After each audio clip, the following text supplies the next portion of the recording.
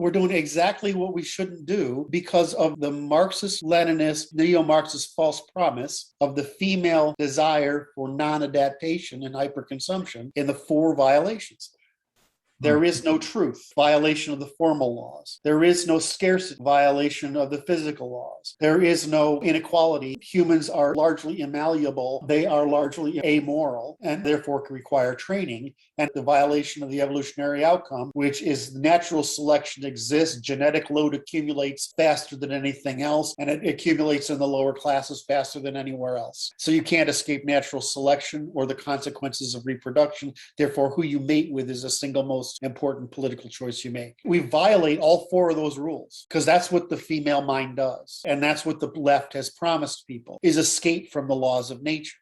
You wouldn't have the possibility of having OnlyFans. It's because it's antisocial. Women get away with using seduction as antisocial behavior because the costs are indirect, whereas men get punished for their antisocial behavior because their costs are direct and visible. But there's greater aggregate harm from female antisocial behavior than there is from male, because it essentially destroys the family and the intergenerational reproduction. It is quite amazing to me that the liberals always get it wrong. Like, how is it so consistently wrong? And I'm like, there must be a diode in backwards somewhere in there. And so Curt discovered the nature of the diode, and I was able to identify the diode and why it is so always wrong. It's unavoidably wrong because it's in their nature that diode is in backwards, and it's feels over reals instead of reals over feels, and it's all it is. Once I became aware of that, see, now I have no expectation that that's right. People are ever going to do anything that makes any sense. And it's like this. I'm going to make my confession, okay? You ready? This is all. You're the confessor, Curt. So my confession is, my wife wanted to have an argument with me about a weighty social matter. And I told her, I said, look, I don't care what you think. I did not marry her to fight with her about weighty social matters. This is not part of the contract. We're not having this discussion.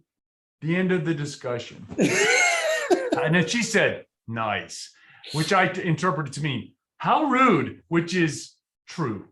It is. And it is. I didn't want to tell her that, but I had to. I had to stop her. I really don't care. It's okay. I have a thing of, I say to people, that's not true, but do you really want to know why? Because you might not like the answer. I like your system. It's like this. I will tell you why if you ask. My other one is, I care about you. You matter to me. Oh my. And the only reason I'm not going to correct you is because I care about you. You matter to me. All right. So the whole point in each of these things, that's wonderful, is to demonstrate I care. I'm going to demonstrate I care, but I'm also going to tell you you're wrong. It makes everyone go quiet. Or the harsher one is that you do know that there are vast differences between how men and women perceive the world, and you're just confirming those differences. Oh my. That difference is that you see the world through this particular lens that feels, I'll choose whichever.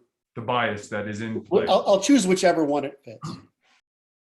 And this is for evolutionary reasons. But this is a preference, not a truth. It's just what you prefer. It doesn't mean what's good. Because the difference between a preference for you and now and a good for all and later is the difference between men and women. And you say those things, you just got to get a few of them down, like these basic set of arguments. And you said, well, of course, you think that because you think of this, but there's no evidence that that's the case. We just want that. So you go through the few cases. Generally, the whole trick is saying, I care about you. I'm not telling you you're a bad person. Right. I'm telling you you're a bot. You don't say you're a bot. No, that's subtext. We all have these instincts. It's the introduction of those ideas that took a generation to destroy the academy, and then it took another generation to destroy the polity, and it's taken 2 more generations to destroy the genetics. Introduction of the Soviet ideas, which are really Bolshevik ideas, which are really Marxist ideas, which are really Jewish ideas, which are really female ideas. Undermining and canceling and reputation destruction, that's the female method of war, because whereas men fight and they come to reconciliation, women never do. They always hate each other. Keep grudges, they do. Right. Wait, we have to make a caveat now. Which is to say, every time that men talk in generalities, it's necessary to insert a caveat, which is to say, there are instances when this is not true. It's only necessary to say that because the female cognitive bias for what we call Naxal. Not all X are like that. In other words, my child must be the exception to the rule, so therefore my child doesn't fit the rule. All my children are in the upper 50%.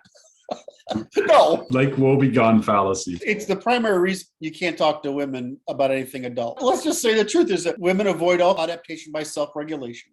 They happily adapt to external regulation. They all practice Naxal. Not all X are like that. And they all treat truth and approval and falsehood and disapproval as equal. So they're cost evasion machines or cost measurement machines. So it's kind of interesting. Yeah, we're sort of on the other end of the spectrum. No, feels don't matter. It's just reals.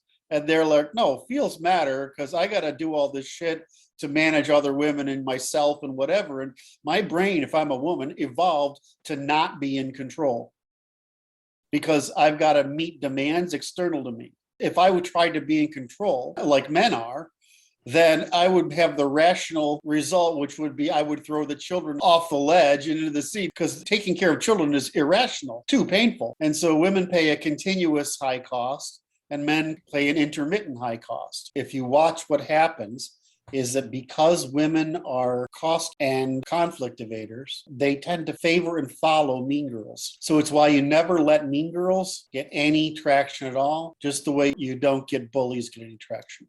Because what's the difference between a mean girl and a bully? Abso-freaking-lutely nothing. Men, we're dangerous, so we keep each other in line. Women don't. If one woman can get away with something, the rest will follow. Why? Because their threat to men isn't there. An individual woman isn't a problem. In our common law tradition, it used to be illegal for women to behave like they do. It's not like I'm looking at the past and saying, oh, that was right. No, I'm saying that under evolutionary computation, we have to regulate women and men. And as a matter of fact, it turns out to be more important to behaviorally regulate women because they're more behaviorally adaptable, and therefore they defect more rapidly. This is something the Mormons said. I thought was funny, but they're right. A woman without children or an unmarried man, they're both threats to society. Some of us don't want to allow any killings. The crazy people in Asia take it to don't step on a caterpillar or a spider. It's like vegans. I don't understand vegans. I understand them. I just understand it's the same problem. Don't step on that. Don't do this. Don't do that. What it's just female cognition gone mad. You have to have loyalty to make our thing work. They have loyalty to each other despite it can't work. That's what's fascinating.